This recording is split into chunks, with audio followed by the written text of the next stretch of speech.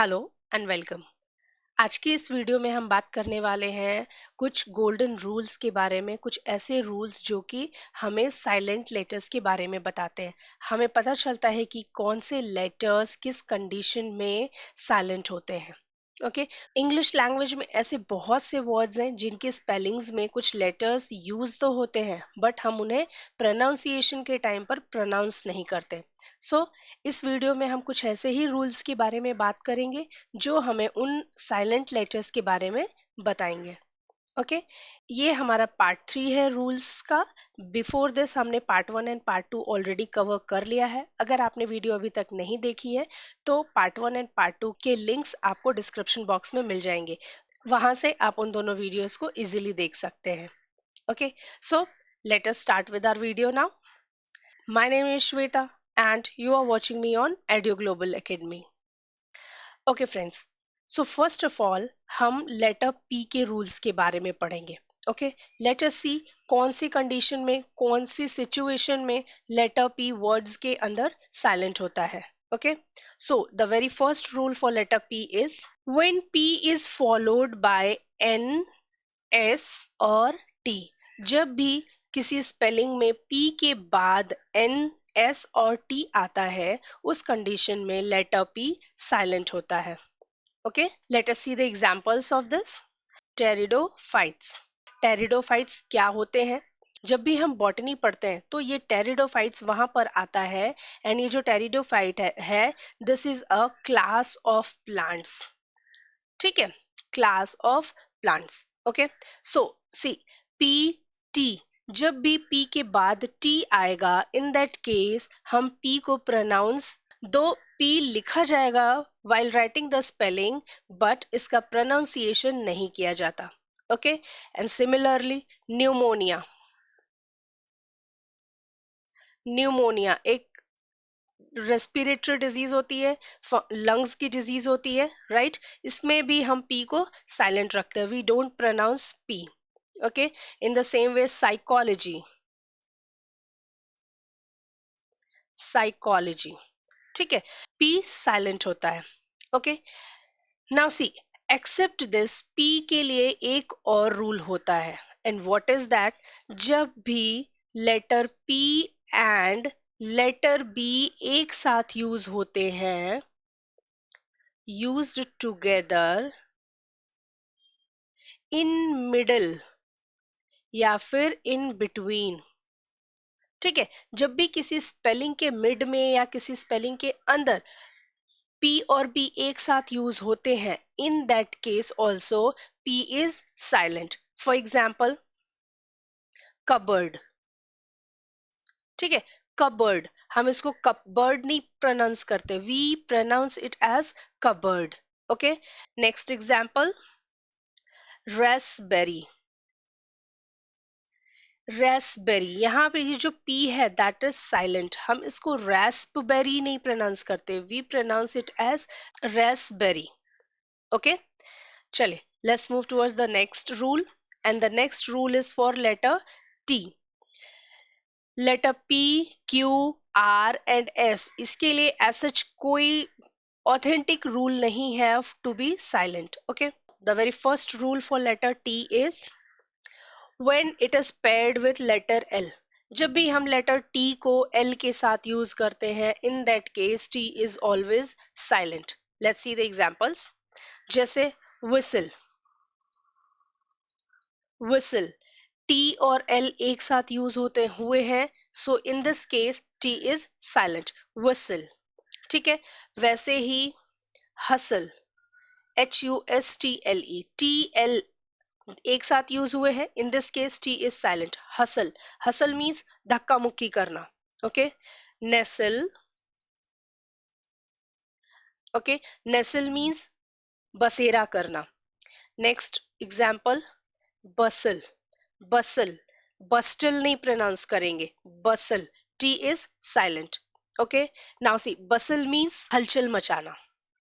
Okay, except these words, कुछ और भी वर्ड्स होते हैं जिसमें टी साइलेंट होता है। लेट्स सी वो कौन से वर्ड्स हैं। जैसे बुफे। ठीक है, ये बफेट नहीं हम इसको पढ़ते हैं buffet, T is always silent, buffet. ठीक है, वैसे ही ये बैलेट नहीं होता, इसका pronunciation ballet.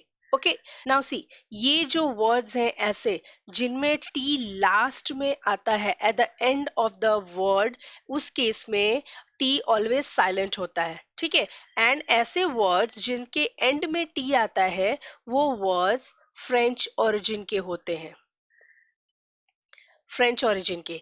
And in French language ये जो टी है वो प्रोनाउंस नहीं की जाती। सो कुछ ऐसे वर्ड्स हैं जो हमने डायरेक्टली फ्रेंच लैंग्वेज से अडॉप्ट कर ली है एंड उसको इंग्लिश में यूज करते हैं। ठीक है, सो ऐसे वर्ड्स जिसके एंड में टी होता है वो साइलेंट होता है, but not in every word. Okay, ऐसा नहीं कि जहां भी टी लास्ट में है वो सारे साइलेंट होंगे। ठीक है, चलिए let's see the next rule, and the next rule is for letter U. Now let's see letter U कब साइलेंट होता है। When it is paired with G, जब भी लेटर U को हम G के साथ यूज करते हैं उस केस में U ऑलवेज साइलेंट होता है। एंड उसके साथ साथ जब भी U वाउल I के साथ यूज होता है उस केस में भी U साइलेंट होता है। ओके, U साइलेंट होता है कहने का मतलब U का जो प्रोनाउंसिएशन है वो साइलेंट होता है, हम U को प्रोनाउंस नहीं करते। ओके, चलिए let's see the examples now, and the very first example is build. Build, हम यू का प्रोनाउंस नहीं करते। ठीक है, यू एंड आई एक साथ यूज हुए हैं, इन this case you is silent. ठीक है, लाफ, लाफ, यू और जी एक साथ यूज हुए and in this case also you is silent. ठीक है, कॉफ, कॉफ, हम यू का प्रोनाउंसिएशन नहीं करते। ओके, लीग, जी पहले आया यू बाद में आया, दोनों एक साथ यूज हुए। ठीक है, इन दिस केस ऑल्सो यू जो है उसका प्रोनाउंसिएशन साइलेंट है, हम यू को प्रोनाउंस नहीं कर रहे। ठीक है, next example, guitar, guitar, see U का प्रोनाउंसिएशन साइलेंट है, हम यू को प्रोनाउंस नहीं कर रहे, जी के बाद आई का प्रोनाउंस कर रहे हैं guitar. Okay, next example, guilt. ठीक है, यू एंड आई एक साथ यूज हुए हैं and in this case also I sorry U is silent. Okay, circuit,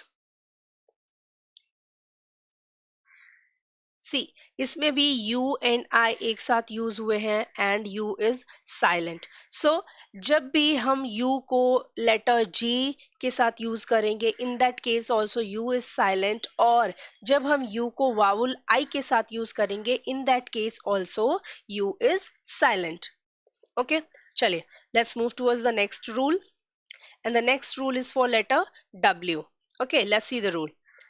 When it is paired with R, S or T, जब भी हम लेटर W को R के साथ यूज करेंगे या फिर S के साथ यूज करेंगे या फिर T के साथ यूज करेंगे, इन तीनों ही कंडीशन में W का प्रोनाउंसिएशन साइलेंट होगा, हम वर्ड्स को प्रोनाउंस करते टाइम W का प्रोनाउंसिएशन नहीं करेंगे।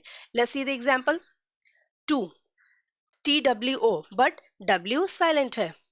Okay, answer,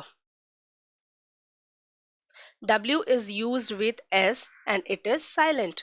ठीक है, wrong, see W and R एक साथ यूज हुए हैं and in this case also W is silent। right, यहाँ भी W silent है। ठीक है, okay, rap, W is silent। sword, sword, W is silent, हम इसको sword नहीं pronounce करेंगे, we will pronounce it as sword, W will be silent। okay, wrestling, इस स्पेलिंग के अंदर, इस वर्ड के अंदर भी W साइलेंट होता है, it is used with R, so W is silent. So that's it for today's video. आज की इस वीडियो के साथ ही हमारा ये जो साइलेंट लेटर्स के प्रोनाउंसिएशन रूल का सीरीज था दैट एंड्स हियर।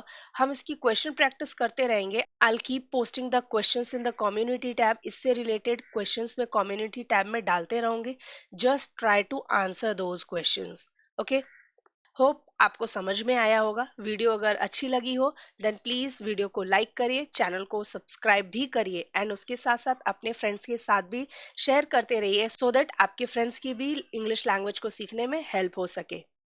मिलते हैं हमारे नेक्स्ट वीडियो में किसी और इंटरेस्टिंग टॉपिक के साथ जो कि आपकी इंग्लिश को और भी इम्पैक्टफुल बनाने में आपकी हेल्प करते रहेगी।